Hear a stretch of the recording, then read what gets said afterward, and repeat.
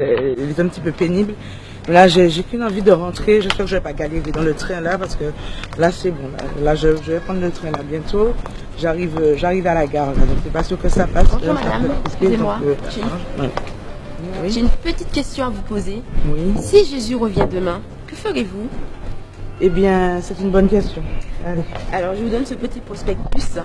Donc, c'est un séminaire justement qui nous explique le retour de Jésus. Il reviendra bientôt et il faut que vous soyez prête pour le retour de Jésus. Mais là, Ce serait dommage de rater l'appel du Seigneur. Mais là, je ne vais pas rater le train. Merci. Mais ne ratez surtout pas l'appel. Merci beaucoup. C'est le plus important. Merci. Que le Seigneur vous bénisse, madame. Merci Bonne beaucoup. journée. Au revoir.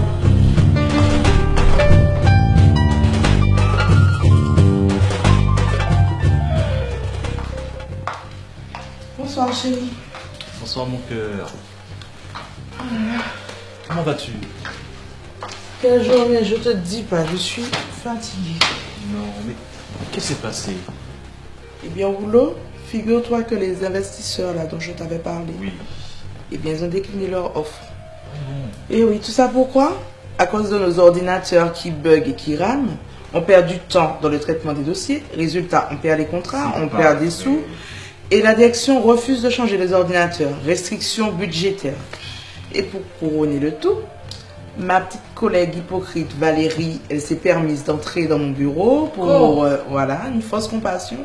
Alors qu'elle n'attend qu'une seule chose, c'est de prendre ma place. Alors, de toute façon, elle, je l'observe, je la surveille et je n'ai pas dit mon dernier mot. De toute façon, je vais régler tout ça. Chérie, calme-toi. Je sais que tu es très coriace et que tu ne vas pas te laisser faire. Mais Dieu est là. Je prierai pour ça. Non mais t'inquiète, je vais me débrouiller toute seule, je préfère. Mais bon, et ta journée, ça a été? Ne m'en parle même pas. Le travail, c'est toujours aussi fatigant. Mais grâce à Dieu, c'est super bien terminé. Tu sais, après le boulot, je suis allé au séminaire dont je t'avais parlé, tu te rappelles, sur la fin des temps. Et ça m'a vraiment touché. Parce que le message qui est sorti, c'est que Jésus vient bientôt chercher son église. Ok, Tu t'en rends compte? formidable, c'est super. Mais est-ce que tu peux m'en reparler après? Chérie. Non, là, je n'ai... Non, non, pas maintenant. Là, la seule chose que j'ai envie de faire là, c'est de prendre une douche. D'accord? D'accord. Et puis, on en reparle après? Bon. Mais écoute, je finis encore quelques dossiers et puis on se retrouve à table. D'accord? D'accord. Ok, à tout à l'heure.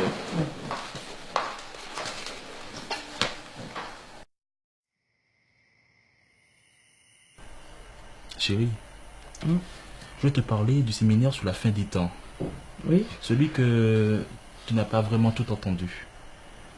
En fait, il était vraiment profond. Il parlait du retour de Christ. Je sais que tu ne veux pas trop écouter ce que je te dis.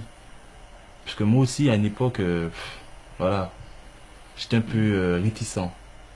Mais prends ce temps. C'est très important pour toi. Emmanuel, arrête. D'accord? Tous les soirs, tu me parles de Dieu. Depuis ta conversion, je n'entends que ça. Chérie, comment ne veux-tu pas que je t'en parle de quelque chose qui est très important pour ma vie, mais pour ta vie surtout? Parce que Jésus, lorsqu'il reviendra, il va enlever son église. Et s'il revenait maintenant, que ferais-tu? Chérie, pas ce soir. D'accord? Là, la journée a été vraiment trop fatigante. Je suis exténuée et... Mais chérie, Il est tard. Il est tard. Je préfère me coucher. Et d'ailleurs, tu dois faire la même chose. Ok? Bonne nuit. bonne nuit. Dieu Tout-Puissant, je te prie ce soir. Je t'invoque, Seigneur, afin que tu puisses te révéler à Sarah, comme tu l'as fait avec moi. Seigneur, ton amour est immense. Et tu ne tiens pas compte des temps d'ignorance. Alors ne tiens pas compte du temps, Seigneur, que Sarah est en train, Seigneur, de te refuser. Mais maintenant, agis. Je te prie parce que j'aime ma femme. Et j'aimerais vraiment qu'elle soit sauvée et enlevée avec toi. Sois loué, Père, dans le nom de Jésus. Amen.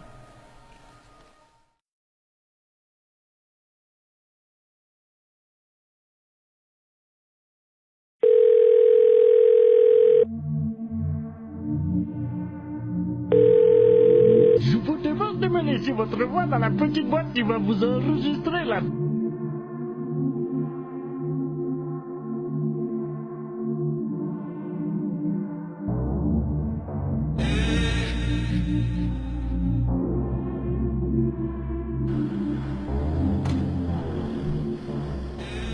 Madame, arrêtez-vous, arrêtez-vous.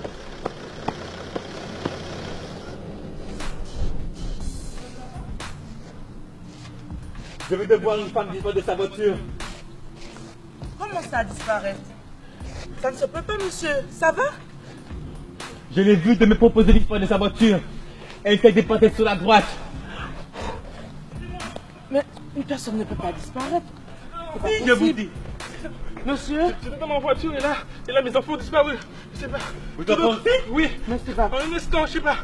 Oh mon Dieu! Oh mon Dieu!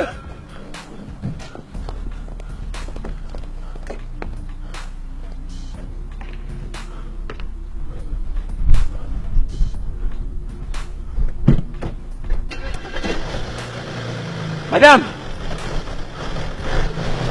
Vous nous croyez ou pas? Vous nous croyez ou pas?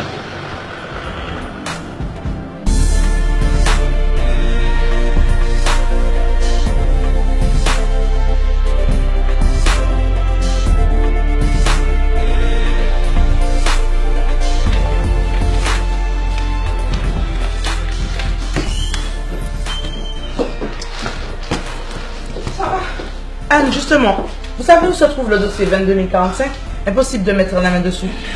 Sarah, mais vous semblez pas être au courant de ce qui se passe. Au courant de quoi? La moitié des employés a disparu. Jimmy, Elise, Yann et les autres, je comprends plus rien. Anne. Respirez, soufflez, d'accord? De quoi parlez-vous? C'est la panique générale. Des gens disparus en une fraction de seconde. Pas tout le monde, apparemment. Sarah, Valérie, vous n'avez pas disparu, vous. tout comme vous. Voilà le dossier 22045. Anne, ressaisissez-vous, voyons. Ne cédez pas à la panique.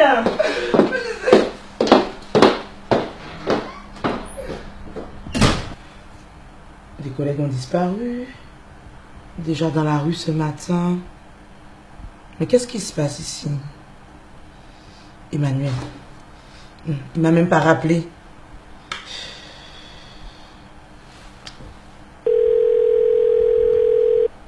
Je vous demande de me laisser votre voix dans la Encore le petite boîte répondeur, qui mais va c'est pas vous possible, ça. enregistrer là, tout de suite là. Allô Emmanuel? Depuis ce matin j'essaie de te joindre. C'est pas possible là, je n'arrive pas à te joindre. Mais tu es où? Il faut me rappeler là, c'est urgent là. Il y a plein de choses qui se passent autour de moi, je ne comprends pas.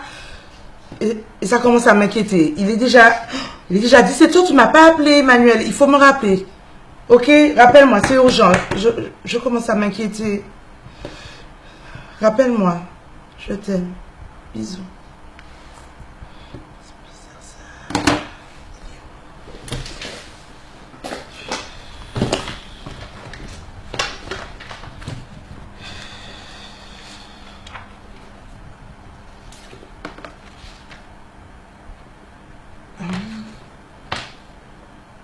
Et c'est hier qu'elle m'a donné ça. Le séminaire sur la fin des temps. Peut-être que j'aurai des réponses à mes questions. Ah, il y a une adresse. Allez, je vais y aller. Oui, j'y vais.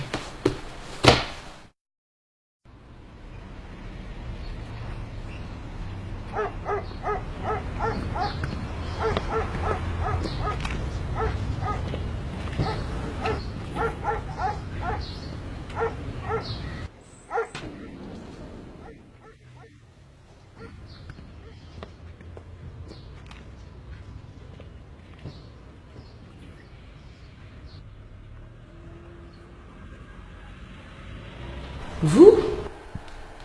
Mais je vous reconnais. Vous êtes la dame de la gare.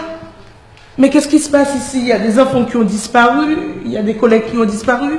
Je n'arrive pas à joindre mon mari. Mais qu'est-ce qui se passe ici là? Dites-moi. Qu'est-ce qui se passe? Votre mari a été enlevé, madame. Mais non. Tous ceux qui ont accepté le Seigneur Jésus sincèrement dans leur cœur ont été enlevés. C'est l'enlèvement de l'Église. Comment ça? Regardez.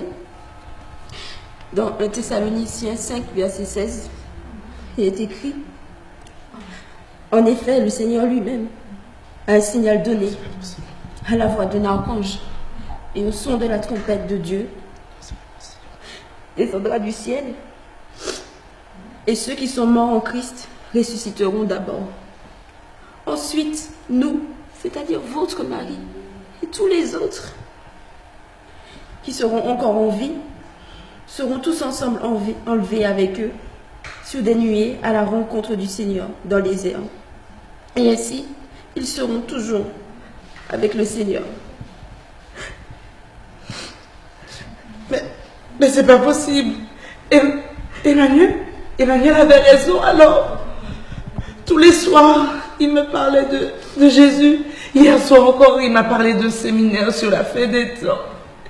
Mais je le voyais balader. Je le voyais balader. Mais c'est pas possible ça.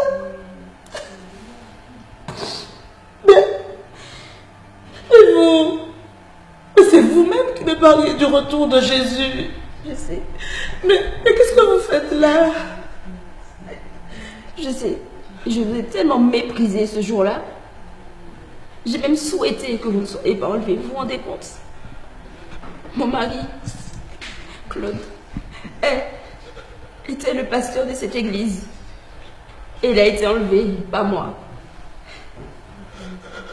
Mais comment ça?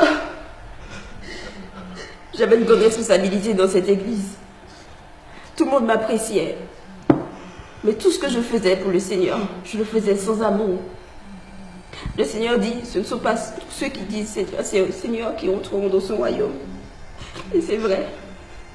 Parce que dès que le chrétien chutait ou était éprouvé, je le méprisais. Je méprisais les faibles.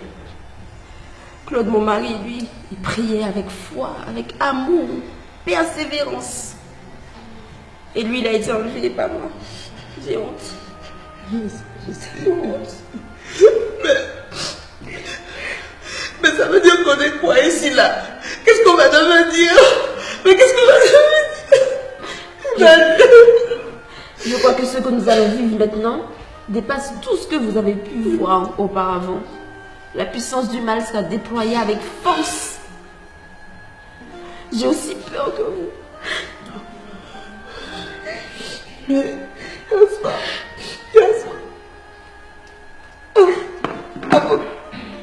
avant de dormir, il m'a posé la question. Si Jésus revenait demain, qu'est-ce que je ferais? Eh bien, j'ai la réponse.